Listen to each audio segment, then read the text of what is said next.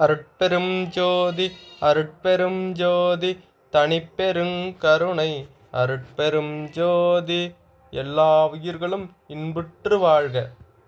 வள்ளல் பெருமான் என்ன சொல்கிறாருன்னு பார்த்தீங்கன்னா, சூரிய உதயத்திற்கு முன் நித்திரை நீங்கி எழுந்து விபூதி தரித்து சிறிது நேரம் உட்கார்ந்து கடவுளை தியானம் செய்ய வேண்டும் என்று சொல்கிறார். இது ஒரு முக்கியமான விதி என்று சொல்கிறார். இதை தினமும் நாம் கடைபிடிக்க வேண்டும் என்று சொல்கிறார். ஒரு நாள் கூட விடக்கூடாது, தினமும் நாம் கடைபிடிக்க வேண்டும்.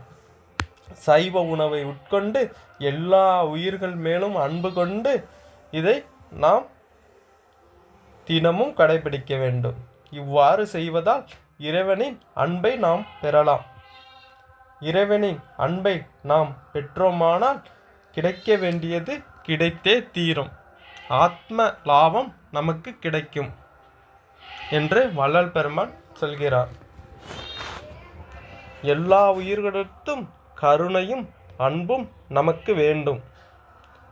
முதலில் எல்லா உயிர்களிடத்தும் அன்பும் கருணையும் வந்த பிறகு இதை நாம் தினமும் செய்ய வேண்டும். இதை செய்வதால் நமக்கு நிறைய பலன் கிடைக்கும். அது செய்யும் பொழுது உங்களுக்கு தெரிய வரும். நாளைய பதிவில் வேறு ஒரு பதிவையும் அதற்கான விளக்கத்தையும் பார்ப்போம்.